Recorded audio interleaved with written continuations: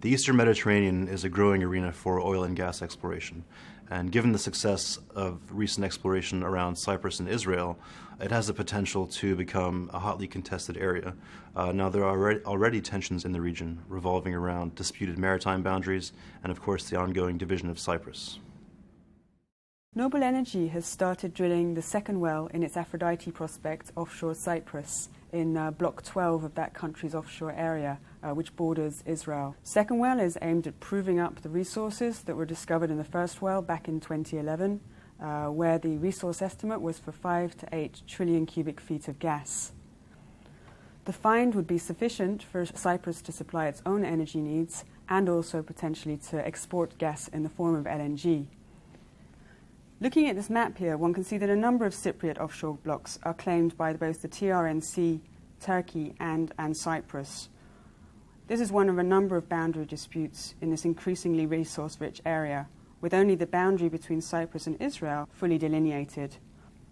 Historically, all the countries in this region have been resource poor, and so the prospect of significant gas discoveries is important, both for energy security and for revenues.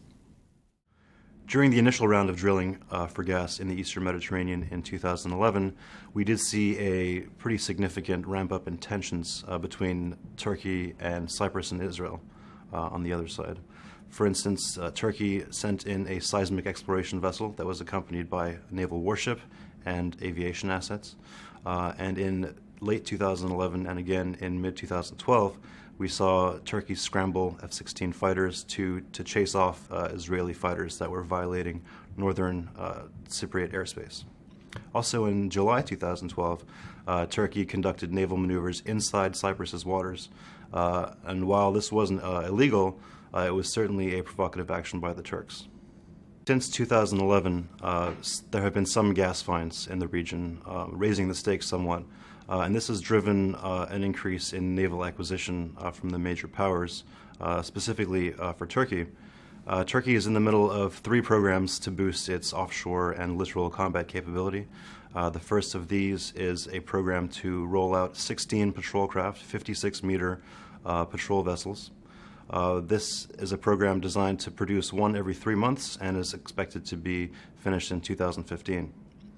Second, Turkey is also in the middle of a program to produce 4 offshore patrol vessels, or OPVs.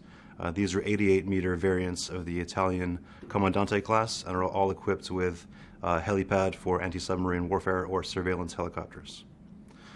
Also, Turkey is in the midst of a program to produce a domestically designed corvette called the Milgem program. These are 99-meter corvettes, about 2,000 tons each. And they are almost all domestically designed, including domestically designed components such as radar and surveillance equipment. Along with Turkey's boost in offshore and littoral combat capability, Israel has taken delivery of its 5th Dolphin-class submarine. Israel's Ministry of Finance has also allocated $800 million to naval acquisition. And finally, Israel shipyards have unveiled a new concept known as the SAR S-72. This is the most modern warship concept to date.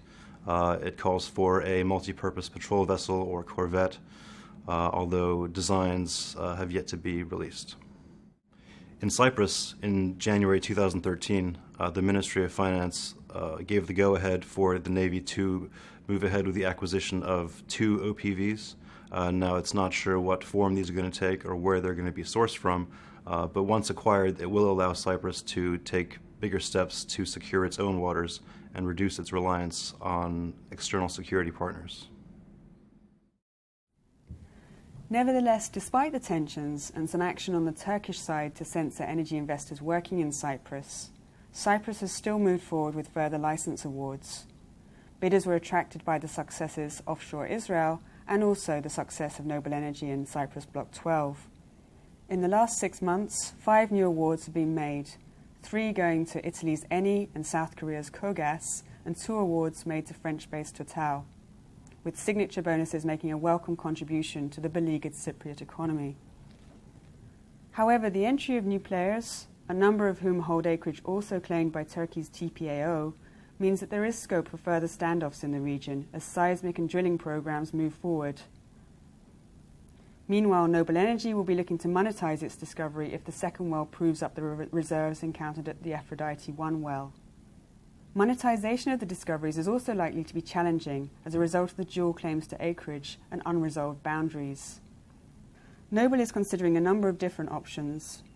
While pipelines might be cheaper, the drawbacks are that they could limit markets and make Cyprus reliant on transit countries. That makes an LNG facility perhaps the most likely route to market, enabling gas to be loaded onto tankers and sold to more distant markets. The terminal could also potentially play host to some Israeli gas discoveries, although current policy thinking in Israel favours facilities located in its territorial waters or onshore. However, Cyprus's strong hope is that further exploration in the region yields further discoveries in order to bolster the reserves available from Block 12 and potentially increase the size of any LNG facility. Current expectations are that exports could begin in the early 2020s, with gas coming 185 kilometres to the Cypriot shore by around 2019-2020, although investment decisions on that have still to be made. That provides a significant timeline for further disputes, particularly if Turkish state-owned TPAO starts to drill in the same areas awarded to other investors.